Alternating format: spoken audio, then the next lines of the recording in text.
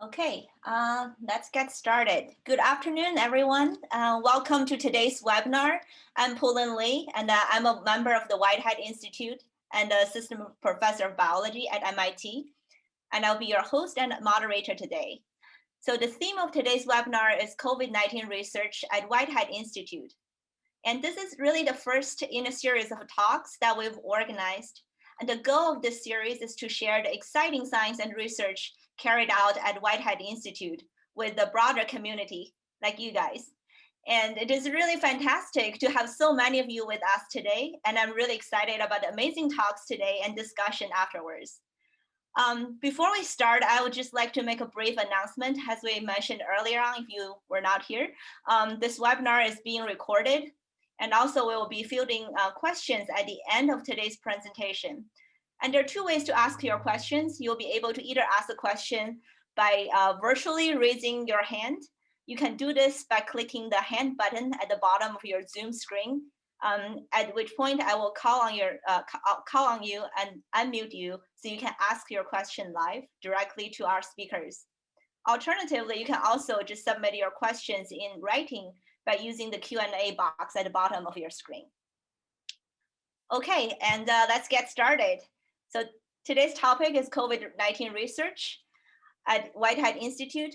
And since the start of the pandemic, several Whitehead Institute labs have pivoted their research focus to address the biology of SARS-CoV-2 and the health impacts of COVID-19. And we're really lucky to have two of those scientists today with us.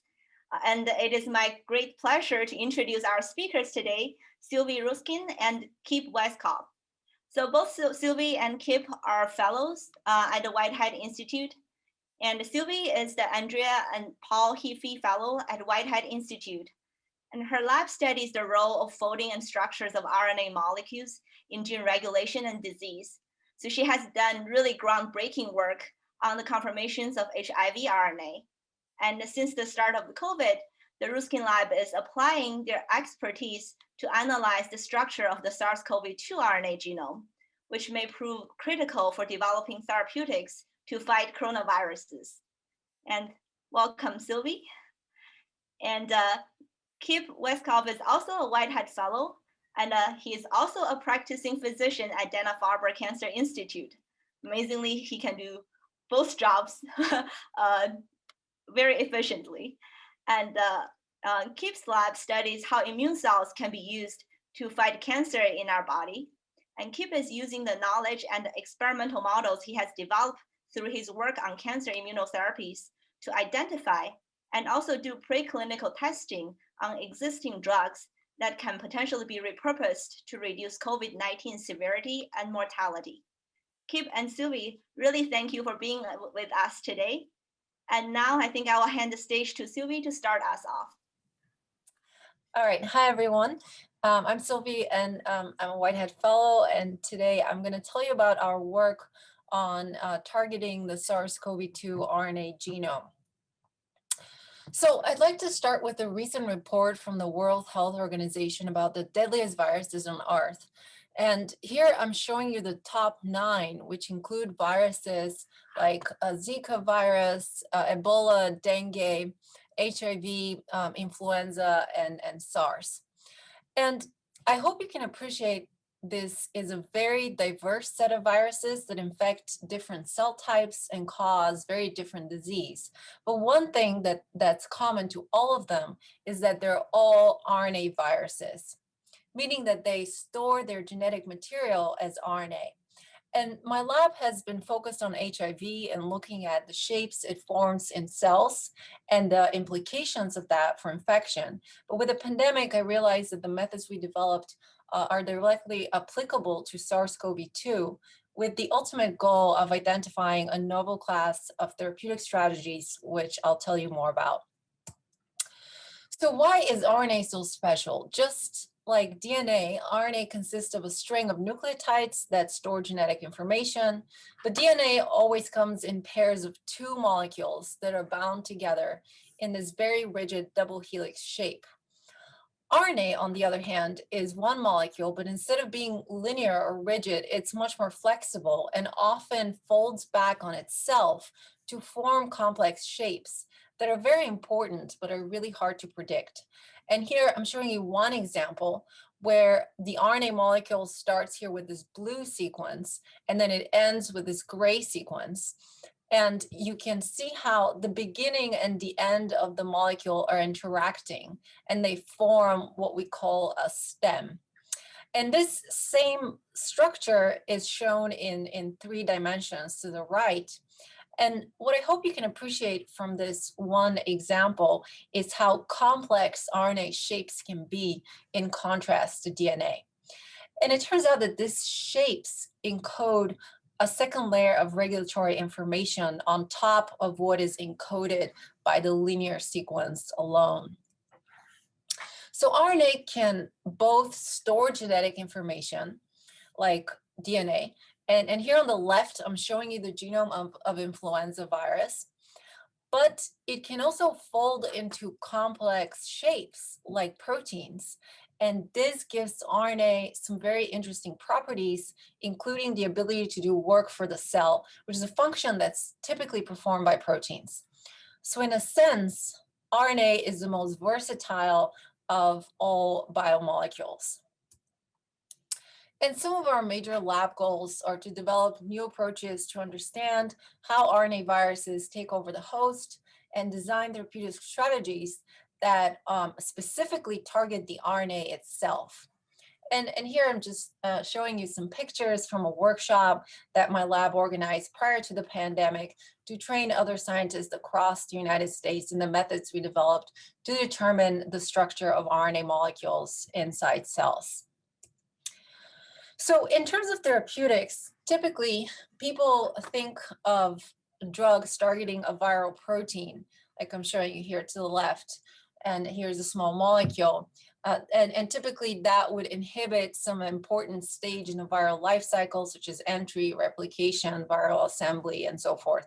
So the idea is you develop some small molecule that can specifically bind to and inhibit a viral protein. But the issue is many proteins are not druggable because they don't have a good small molecule binding pocket. And for a long time, it was thought that RNA is also non-druggable, but now this view is being challenged by multiple scientists and companies that have been successfully docking small molecules to defined RNA structures. So here I'm showing you a small molecule in green, and you see how it's nestled within this RNA structure. And of course, to target the SARS-2 genome, we need to know the structure of it. And at the onset of the pandemic, there was no data on how this viral RNA folds inside cells. And just to give you a brief overview, SARS-2 is about 30,000 nucleotides. It's positive strand RNA virus, which means that as soon as the RNA gets into the human cell, it's immediately ready to get going and start producing viral proteins. And we were the first lab to determine the genome-wide structure of SARS-2 RNA in infected cells back in the beginning of June of 2020. This was with help from Anthony Griffiths at Boston University, who handled the virus at the highest biosafety containment level. And of course, we immediately deposited all the data on bioRxiv when it's freely available to everyone. And what we found is a lot of interesting structures, some of which had been characterized before from related viruses. But one of the surprising things that immediately stood out to us is, so coronaviruses have this well-known and very important element in the middle of the genome that's called the frame shifting stimulation element, or for short FSC. And what we found is that the structure there at this location was very different than anticipated. And this element is one of the major RNA-based drug targets because the FSC is essential for the virus to be able to replicate. And then we started a collaboration with Professor Anders Nahr at Berkeley, who saw our bioRxiv paper, and they had been designing RNA-based therapeutics that are called Antisense oligos, or ASO in short. And ASOs are just short nucleic acid sequences that in theory, they will come in and bind to, say, the viral RNA, and they will unfold some critical structure. Here, I'm showing you an example of a critical stem loop in the virus. The ASO comes in, it binds and it unfolds the structure. And by unfolding the structure, it's preventing the virus from propagating. And of course, at this time, there was very little known about the viral structures, and the NAR lab was testing hundreds of ASOs to see which one would work functionally to suppress viral replication. And so without going into too much technical details, we quickly realized that using the methods my lab developed, we can actually quantify how many of the target molecules, in this case the virus, are bound by a given ASO in cells. And does a given ASO just bind, but does it also bind and change the local or global structure of the viral RNA genome? And this is something that no one else has been able to do. And so here I'm showing you an example where we can detect a very clear signature for where the ASO binds. You can see the position in the SARS genome, and you can also see how it changes the RNA structure in cells. And more specifically, we can answer questions such as how many viral molecules are bound by this ASO? How specific is it? Is it just binding the virus, or does it also bind some cellular RNA, which would be an off-target effect? We can also get important clues on the mechanism of action. Is it just binding, or is it binding and changing the structure of the virus? How is it changing the structure of the virus, and what could be the functional consequences of this? And now we have done these experiments with many different ASOs. And I'm not going to go through all the data, and I can't show you the sequences because they're pending patents. But the extremely exciting result that I can show you is that one of the best ASOs that binds and unfolds an important structure works very well to treat SARS-2 infection in mice. So here's the data from the NAR lab. And what you can see here to the left in control experiments, there's a very high viral load in the lung. And upon delivery of this ASO, the viral load is greatly reduced. And you can see the same thing here on the right. Basically, we're staining for a viral protein called N. And what you can see is that you can detect a lot of this viral particles in the lungs of the SARS-2 infected mice, as seen by the brownish color. But when you give the mice the ASO, the lung is now clear, and any virus left is below the detection, the limits of detection. So more broadly, what we're working on towards is using SARS genome to learn what makes an active antisense oligo and be able to predict what would be a good therapeutic based on features of the RNA sequence and the RNA structure without having to functionally test thousands of ASOs to find one that works. And of course, because if you were to test thousands of ASOs, that would be very expensive and time-consuming process. And so we'd like to have the prediction power that will allow us to get even more and better therapeutics for not just SARS-CoV-2, but also other RNA viruses and other RNA-based diseases. So with this, I'd like to thank the people in my lab who did the SARS work, specifically Tammy Lan, Matthew Allen, and Gio Wu, as well as our fantastic undergraduate students. And this work wouldn't have been possible without our collaborators, specifically Anders Nahr at Berkeley and Anthony Griffiths at Boston University, as well as our COVID funding from the Pershing Square Foundation. And thank you all for listening. I'll be happy to take questions. I think they're at the end after both of our presentation. Yes, that's right. Thank you, Sylvie. And we'll ask all the questions at the end. So yeah, we'll move on to our next speaker, Kipp. Well, thank you, Pulin, for the wonderful introduction. Thank you, Silvia, for that really fantastic presentation. Such amazing work that you've done. I'd like to tell you today about some of the work that we've been doing in my lab, understanding the role of macrophages as drivers of inflammation in COVID-19. And just as some disclosures, I was previously a member of Irv Weissman's lab out at Stanford University and have some relationships related to companies developing macrophage-directed therapies. So I'd like to introduce you to some of the objectives of the Weiskopf laboratory. So our first objective is to identify the receptors and signaling pathways that control macrophage activation. And I'll tell you more about macrophages, but these are critical immune cells that play a role in many different types of disease pathology.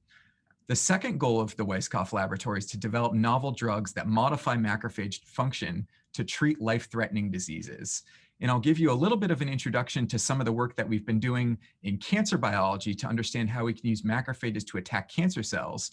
And this really inspired some of the work that we're now doing in the setting of the ongoing COVID-19 pandemic to understand how we can regulate macrophage activation and macrophage inflammation.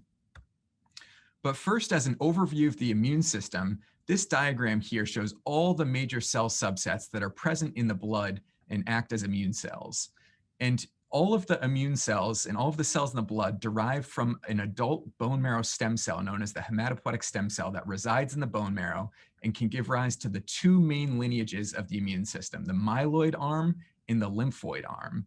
The lymphoid arm includes your T cells and your B cells, the adaptive immune system, as well as your NK cells.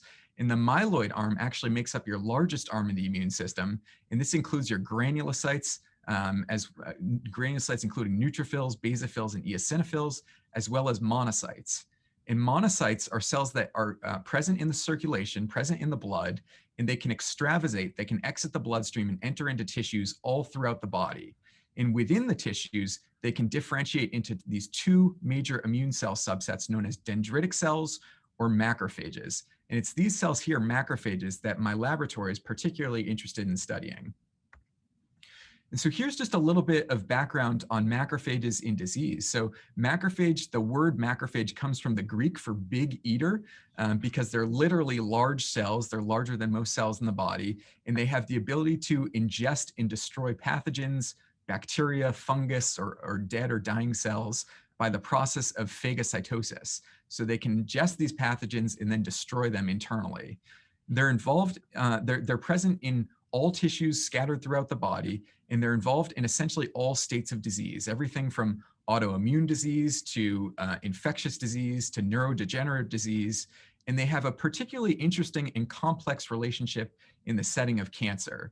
And so here, this is just one example of this role where it's been found in a number of different studies. This is an example of a hematologic malignancy, but it's been found in both solid tumors and also blood cancers that when patients have few macrophages that infiltrate into their tumors, and this is one example here, where in blue are the cancer cells and in brown are the macrophages. So this is a tumor that doesn't have a lot of macrophages. When you don't have a lot of macrophages, patients actually seem to have better outcomes or better survival over time. In this example, when patients have lots of macrophages, all these brown cells that are present here, the more macrophage infiltration there is, it often correlates with worse patient prognosis. And so this is just shown in these curves down here, where this is an example looking at cumulative survival over time, where these are patients with few macrophages infiltrating into their tumors. And 100% of these patients survive past 10 years without disease recurrence. And this is an example of patients who have lots of macrophages in their tumors, where they don't do as well as if they didn't have as if they didn't have as many macrophages present. And so what's been concluded is that macrophages seem to be bad actors in the tumor microenvironment, that they are actually immunosuppressive and promote the growth of tumors and promote metastasis of cancer. And for this reason, they've been somewhat neglected as effector cells. But something that we found when I was a member of the Weissman lab was that there's a critical interaction that regulates the ability of macrophages to attack cancer cells. And this is known as the CD47 Serp alpha interaction. And this is a diagram showing this process here, where CD47 is highly expressed on the surface of many different types of cancer cells, and it binds to an inhibitory receptor, Serp alpha, that's present on the surface of macrophages. And when CD47 binds to Serp alpha, it sends inhibitory signals to the macrophage that prevent this macrophage from attacking and destroying the cancer cell by the process of phagocytosis. And in the Weissman lab, we developed a number of different therapies that bind to CD47 and disrupt this interaction, thereby removing that negative inhibitory stimulus from Serp alpha, allowing phagocytosis of this cancer cell to occur. So allowing the macrophages to recognize cancer cells as foreign and attack them by ingesting and eating and degrading them. And so if you're familiar with some of the literature in the field of cancer immunotherapy or oncology recently, you'll recognize that this is very similar to what's been described for the PD-1-PDL1 interaction, which controls T cells. And so CD47 and Serp alpha is directly analogous, but instead of regulating T cells in the tumor microenvironment, it's a macrophage immune checkpoint, something that specifically controls the ability of macrophages to recognize cancer cells as foreign and attack and destroy those cancer cells. And you might be wondering what this looks like under the microscope. And so here's an example of macrophages and cancer cells that are cultured together in petri dishes, where in red are the macrophages and in green are all of these cancer cells. And this video runs over about 2 hours of elapsed time. And this is a control treatment where we haven't added anything to activate the macrophages, but we as a result don't really see much evidence of macrophage phagocytosis of the cancer cells, with the exception of maybe one cell here where this green cell was internalized by the macrophage. But it seems like for the most part, the macrophages and the cancer cells interact, but the macrophages don't really attack the cancer cells. And this is in contrast to what we see when we treat the cancer cells with a therapy that blocks CD47. On this video here, where even in just a couple minutes that it took to set up this video, you can already see the multiple cancer cells within inside these red macrophages. And you can watch as these macrophages crawl around and they hunt down these cancer cells, and they ingest them by the process of phagocytosis, and eventually they'll degrade them.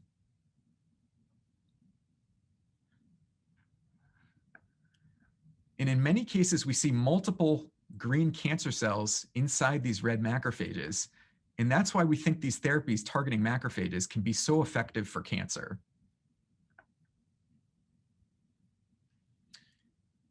And in our studies, when we're thinking about macrophage activation, and with the onset of the COVID-19 pandemic in March of 2020, what we started to appreciate was there's potentially a role for macrophage activation or hyperactivation in the setting of COVID-19 that was actually driving inflammation in severe pathology for patients who developed this process of a cytokine storm.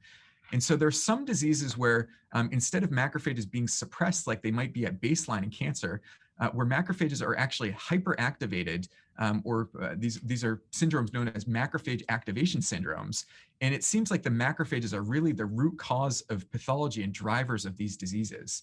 And in the prime example, the quintessential example of this process is a disease known as HLH, or hemophagocytic lymphohistiocytosis.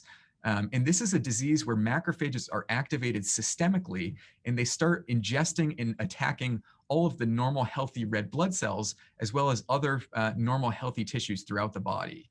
And this is a process characterized by systemic inflammation, fevers, elevated cytokines, which are inflammatory mediators, and macrophage phagocytosis throughout the body. A similar process is known as cytokine release syndrome, and this occurs as a specific side effect of an engineered cell therapy for cancer called CAR T cell therapy. And again, what's seen is fevers, elevated levels of cytokines, and often hemodynamic instability. In the setting of COVID-19, in patients with severe disease, there seems to be a very similar phenomenon that occurs, this process that's been described as cytokine storm, where there's a systemic inflammatory response where patients can present with elevated fevers, very high-grade fevers, inflammation of the lungs, pneumonia, in its most severe form, acute respiratory distress syndrome, where fluid leaks and enters into the air spaces of the lungs. And this is acute respiratory distress syndrome, also known as ARDS. And this is just a recent diagram on the subject of cytokine storm in COVID-19, describing all the different organ systems that can be affected by this hyperinflammatory response, which we believe is primarily driven by macrophages. And this is just a look at some lungs. These are CT scans of a patient who developed a COVID-19 infection and progressed to this severe form of disease, this severe form of ARDS or cytokine storm. And this is a CT scan on day 1 of this study, where you can imagine this is a patient who's standing up and you're looking at an image kind of this plane directly in front of the chest. And this is the right side of the patient. This is the right lung. This is the left lung over here. And in black is all the normal healthy tissue of the lung, the air spaces of the lung. In white, scattered throughout here, all the normal blood vessels of the lung. But what's abnormal about this image is this small area down here, which appears a little bit hazy. And this is referred to as a ground glass opacity. And this is where inflammation is starting to begin in the setting of a COVID-19 infection. And this rapidly progressed where you can see the majority of the lung tissue on both sides, bilateral lungs, seems to be occupied by these ground glass opacities, which is all inflammatory tissue that's filled with immune cells, including macrophages, as well as fluid from that's leaked out from the capillaries. And there are several studies that have implicated macrophages being primed to drive this process, looking at the fluid or histological sections of lung tissue from patients with severe COVID-19. It looks like macrophages are often the predominant inflammatory cell that might be present in the lungs. Macrophages may be directly or indirectly activated or infected by the SARS-CoV-2 virus. And then looking at blood samples from patients, just from the peripheral blood, looking at blood samples of patients with severe COVID-19, it looks like there are elevated levels of cytokines that contribute to this process of cytokine storm, including many that seem to specifically derive from macrophages or predominantly be produced by macrophages, things like IL-6 or MCP-1 or the macrophage inflammatory proteins. And looking at a diagram of what this process looks like, here is just showing a schematic of how this cytokine storm occurs in the lungs. And here we're zooming in on the air spaces of the lungs, the alveoli, and this is one alveolus right here, where air is coming into the lung and it's interfacing with the capillary network underneath the alveolus. And here there's a thin epithelial layer that lines the alveolus, where it's the SARS coronavirus that comes in and infects these alveolar cells, these lung pneumocytes, that initially initiates the infection. But macrophages, as a result of this initial infection, can also be activated by the SARS-CoV-2 virus. And this leads to cytokine secretion within the alveolus by these macrophages that are normally present here as resident macrophages. These macrophages and cytokines then recruit additional immune cells to the lung microenvironment. And as a result and as a consequence, by recruiting additional immune cells, you get further amplification of this cytokine secretion. And these additional cytokines recruit more immune cells, activate more macrophages, leading to this, this positive feedback loop where additional immune cells continuously are recruited and leading to severe pathology in COVID-19. This leads to seepage of fluid into the capillary network, from the capillary network into the air spaces, obstructing the ability of normal gas exchange to occur in the lungs. And so we think that macrophages are really a driver and a central cell type for this amplification of the cytokine storm process. And there are a number of reasons that we think targeting inflammation in COVID-19 could be a viable therapeutic approach. The first is that dexamethasone is actually one of the most effective therapies that we have for patients with severe COVID-19.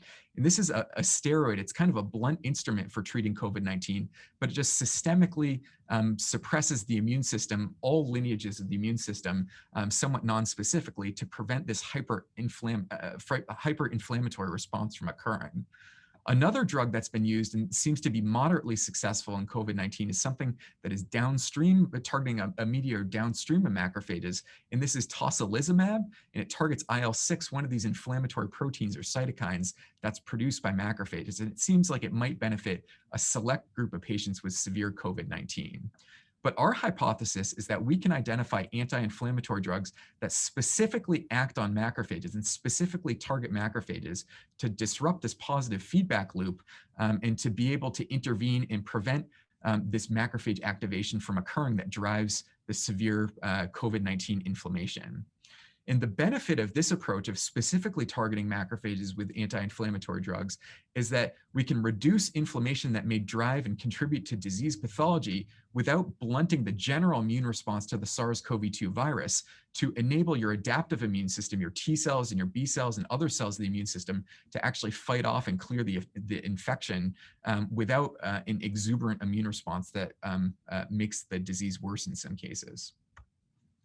And this is the approach that we've taken to identify drugs that target macrophages. So we've been running high throughput screens where we've designed a screen where we combine primary human macrophages that we obtain from blood samples at Brigham and Women's Hospital. We combine these with GFP positive target cells, in this case, a lung target cell line, green fluorescent protein positive cells that we can recognize by their green fluorescence under the microscope. We can visualize these cells directly.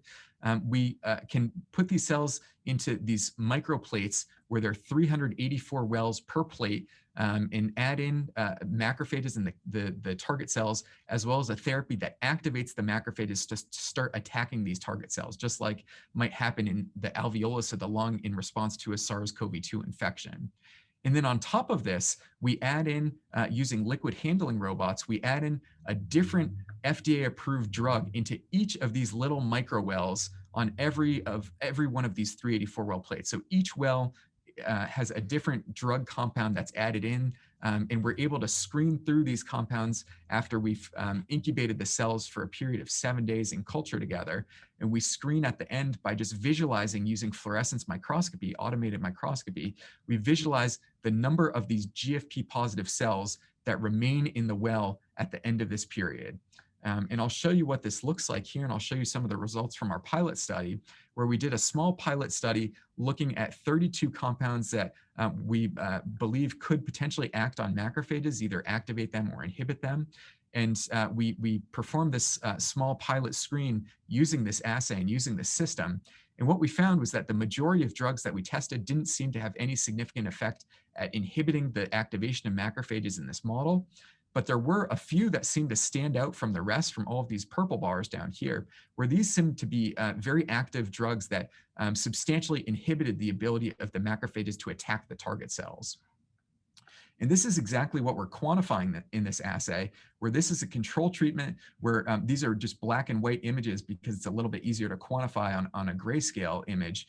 But all the white or gray that you see is the fluorescence intensity of the target cells that we're using in these experiments. And so all the white signal are the viable target cells that have not been killed off by the macrophages. And this is a control where the macrophages aren't attacking the cells here. Here's an example of the kind of baseline condition where we activate the macrophages so they start attacking these target cells. And you can see the majority of the space in the well doesn't have any target cells present, and there's some that still remain present here, but it's a dramatic reduction from this control treatment. And then here's an example where we've added in this macrophage activation therapy. We've activated the macrophages, but then on top of that, we've found a drug that inhibits the ability of the macrophages to specifically attack and eliminate these target cells. So this setting where there's an activator present and one of the novel inhibitory compounds is exactly like this situation up here, where it's the control treatment where there's no macrophage activation at all. So this kind of returns the level of macrophage activation back to baseline. And now we've run these screens on a larger series of compounds, a larger drug compound library using 800 FDA-approved drugs. The majority of drugs we found were not active in this assay, but we did find about 6% or 51 out of 800 drugs that were hits, that were positive hits that seemed like they substantially inhibited the ability of the macrophages to target and attack the target cells that we use, the fluorescent target cells. And looking at these hits, looking at these 51 drugs, the most frequent type, or about half of these drugs that we saw, the most frequent type, were steroid-derived drugs. So things like dexamethasone, which we anticipated as a positive hit in our assay. So this was kind of reassurance to us that this was an effective screen, and that it was actually identifying things that were useful in predicting molecules that could be specific macrophage inhibitors. So we identified 25 different steroid compounds as inhibitors. but then a host of other drugs, all FDA approved drugs that are approved for different indications, from treating neurologic disorders to some vitamins that we found, to some antifungal drugs, as well as blood pressure lowering drugs or cholesterol inhibiting drugs, that all seem to not only have their FDA approved purpose, but may also act specifically on macrophages to inhibit their ability to attack target cells and inhibit their ability to secrete inflammatory mediators like cytokines. And so we validated these in a few different in vitro systems, looking at some additional human macrophage donors, as well as some different target cell lines, lung-derived target cell lines. And what we found was that some of these inhibitors seem like they are effective and potent macrophage inhibitors that have no effect on the growth of the target cells themselves. And we found that they can potentially inhibit inflammatory cytokines, specifically by macrophages in vitro. And we're now working to further evaluate the role of these compounds in some animal models, hopefully of inflammatory settings for SARS-CoV-2 infection, as well as some other things like macrophage activation syndromes as well. And ultimately, the goal of this work is to enable the translation of these discoveries to clinical trials in patients who are suffering from severe COVID-19. And so as some conclusions, I'll just remind you that macrophages are critical immune cells that contribute to a diverse range of diseases. And I think this is why they're so fascinating and so important to study. And that activating macrophages to attack cancer cells is a promising strategy for treating cancer. And inhibiting macrophage function may be a beneficial therapeutic approach in patients with severe COVID-19. And I'll end by just reminding you that here, this is our macrophage, reminding you all to mask up and wearing her own mask too. And last, I'll just acknowledge a number of people who have been instrumental in this work, members of the Weiskopf laboratory, in particular, Kyle Vaccaro, who's an outstanding research technician in the lab, who's really been a driver of much of the experiments that I showed you and has been critical for helping establish these assays and promoting this work. Members of the Whitehead Institute, as well as some mentors here and mentors at Dana-Farber as well. Some collaborators, some people involved in leading the core facilities that we've used for this work, as well as some funding sources. In particular, I'll acknowledge the COVID-19 FAST Grants program from Emergent Ventures at the Mercatus Center for supporting some of this work that we've been doing. And last, I'll just make a plug that if you would like to support our work, you can donate at this website here. So if you're interested in making a contribution, this is the Whitehead Institute website for donations. And we would happy to put any contributions that you're interested in making to good use to identify additional and new therapies for cancer and for severe COVID-19. So thank you very much. And thank you all for your attention. And I think we're now going to take questions together. So thank you all. All right, thank you, Kipp. And thanks again to both of you for the fantastic talk. And I was just really excited to see all these results you guys already produced in the past year. So thanks for doing that, addressing this ongoing pandemic urgent needs. So with that, we'll open the floor to Q&A. I think I'll start with my own question while waiting for other people to either raise your hands or type your questions to the Q&A box. Actually, my question is not so much about the science, it's more about what your life is like being a scientist during the pandemic situation, working on research addressing this urgent biomedical needs. We know, like, with social distancing and building space limitation, we're under great constraint, but you're doing very important work. So would you mind just sharing your experience with us? Maybe we'll start with Kipp. Sure. Yeah. That's a really important question during these times. I would say that for me, so I started my lab here at the Whitehead Institute in October of 2019. And within 6 months, I'd say we were kind of up and running at full speed and had really interesting data coming in, collecting really interesting data and doing some really important experiments. And a lot of that momentum was definitely reversed by the pandemic in March, starting in March with the shutdown, We've been able to kind of refocus some of our efforts to understand how we can use macrophages and study macrophages in the setting of COVID-19, which I think is a really important investigation to pursue.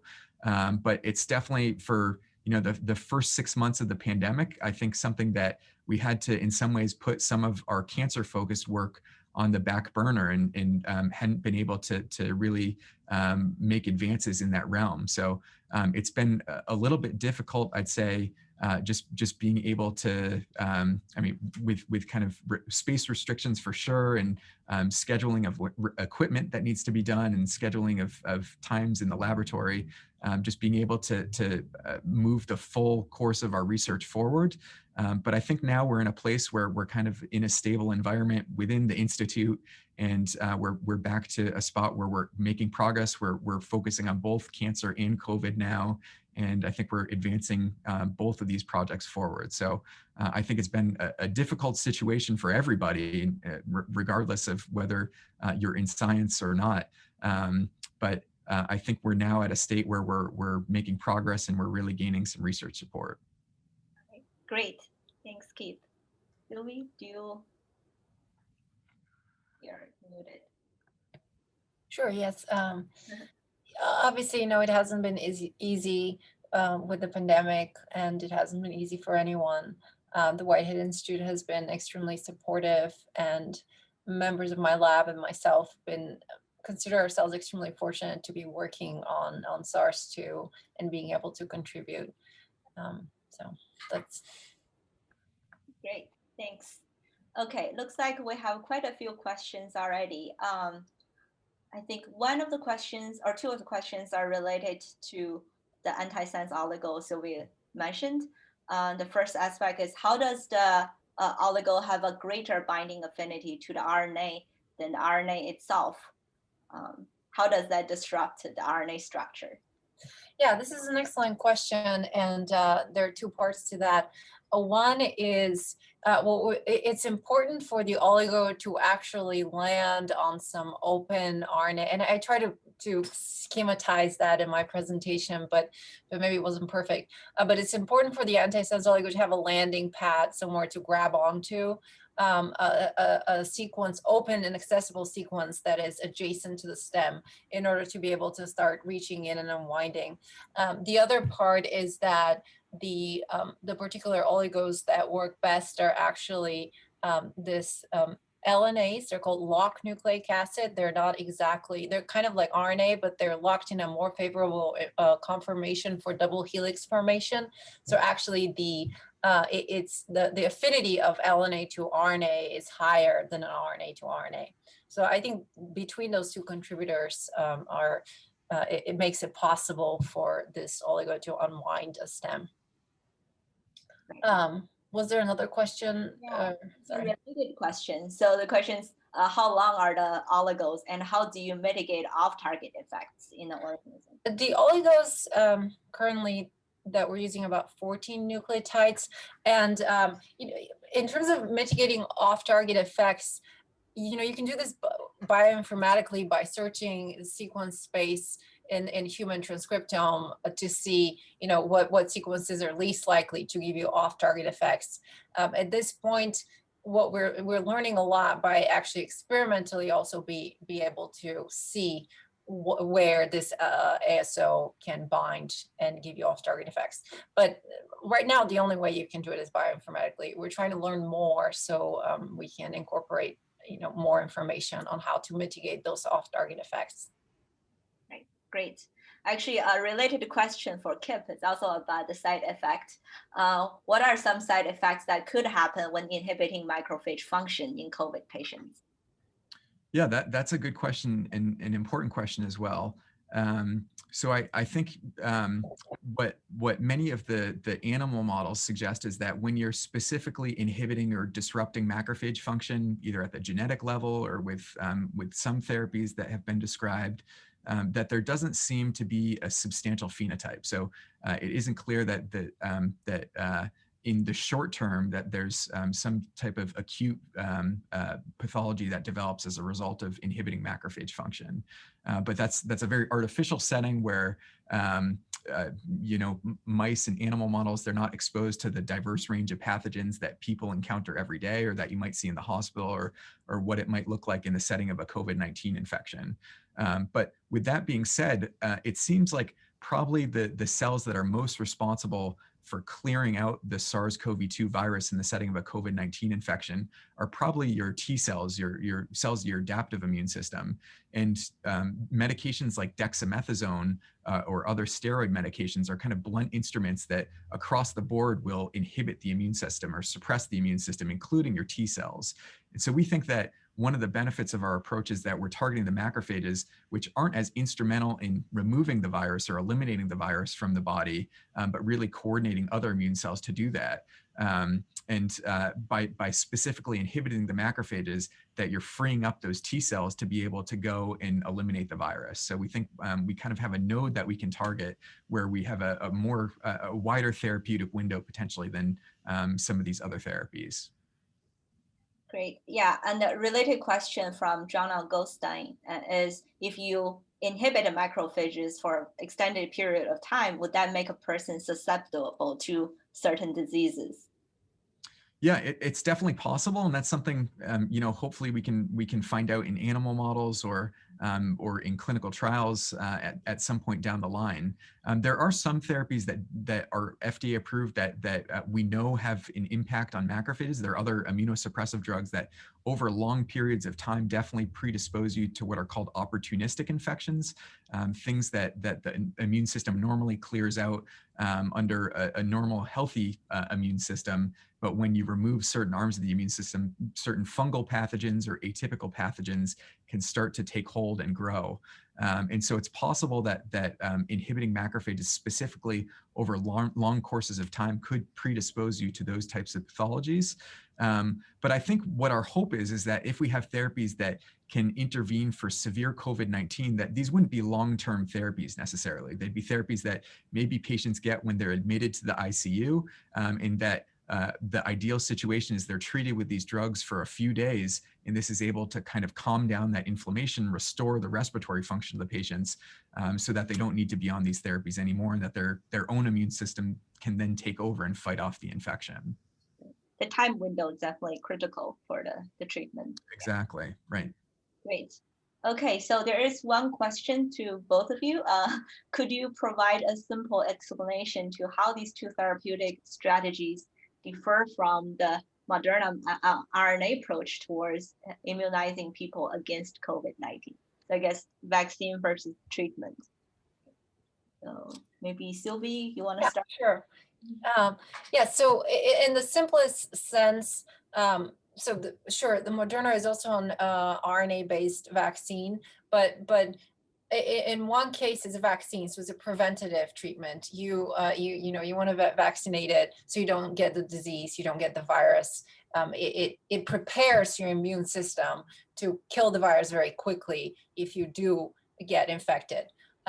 With the antisense oligos, the ASOs, the strategies that we've been working with, they're actual therapeutic approaches. So they're not vaccines. If you just get the ASO, that's not gonna give you any immunity or any it's not the same as the vaccine.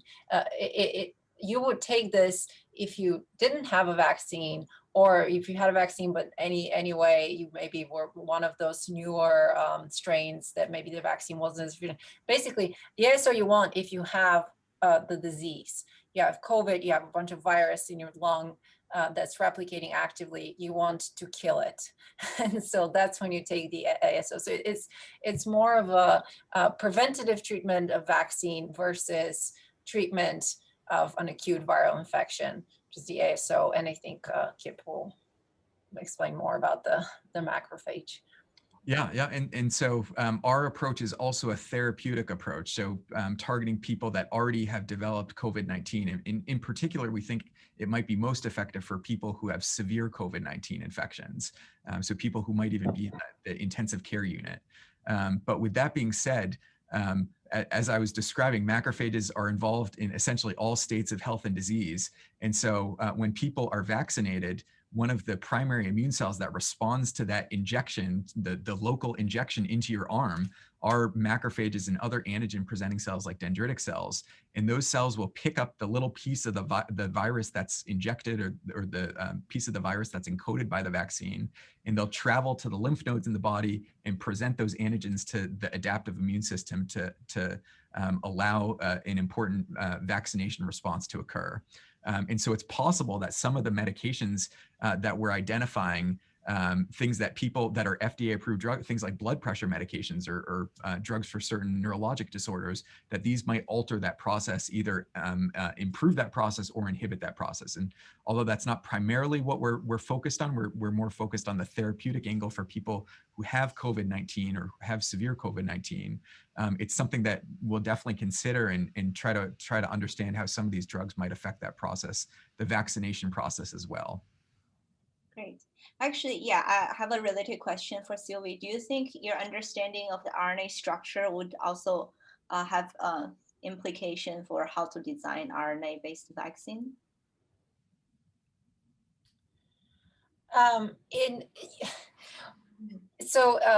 Yes, but not necessarily. Well, okay, so the RNA vaccine basically are just giving you a small, very, very small chunk of the RNA virus itself, right? And this, when you get that very small chunk, you want to make protein out of this.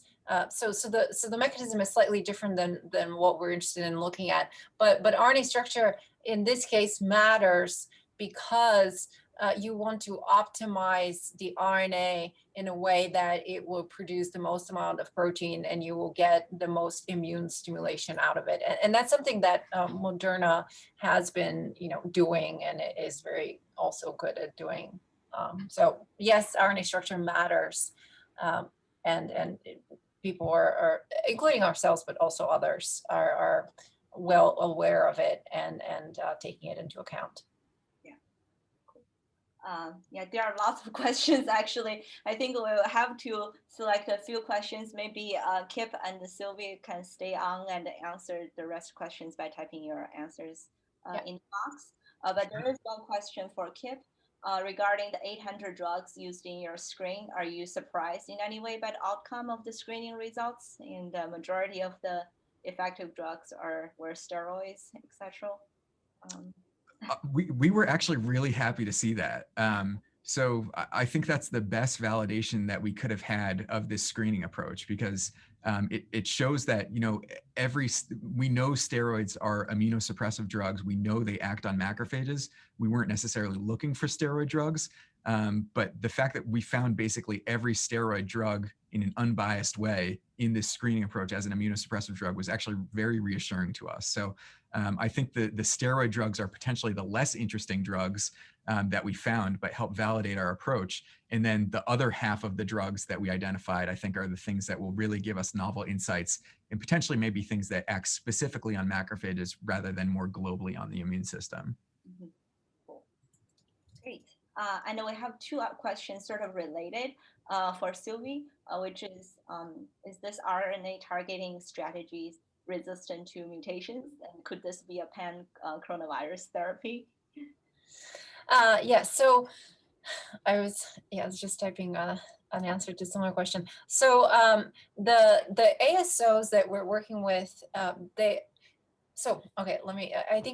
I want to describe a little more coronavirus biology. So the mutations, coronaviruses are actually one of those viruses that have very few point mutations. So if you look at all the strains overall, across the entire world, maybe, I think there are a total of maybe 20 or 28 mutations. It's not that, this is in 30,000 possible nucleotides. So imagine this 30,000 possible nucleotide space, you have 28 mutations, very few. And the antisense oligos that we're designing, they're usually in very conserved regions they're actually, the sequence there is often conserved between, SARS-1, SARS-2, and other coronaviruses. So, especially if you imagine that the best strategy usually would be a combination of a few ASOs that work best. So the chances that you'll get a point mutation in the sequence of 14 if you're using a few ASOs is very low. It's very unlikely for coronaviruses. So because of this specific feature of the low mutation rate of the coronaviruses and the high conservation, that the ASO should be very effective on a lot of most, if not all, strains of the coronavirus. So yes, it's a good thing, and it would work despite variants. Great. Well, there's lots of enthusiasm for your talk and the science. We can't really necessarily get to all the questions, but I think both Kipp and Silvia can stay on here for a little bit longer. And if you have more questions, you can ask them directly, or they will type out the answers in the Q&A box. Okay, with that, we'll conclude today's presentation. And thank you all for joining us today. Special thanks to our speakers. And one more announcement, please save the date for our next webinar, which will be on April 8th, featuring Whitehead Institute member Yukiko Yamashita. She will present on the function of junk, how little we understand mechanisms of life. All right, until then, and everybody, please take care and stay healthy. And hope to see you again next time.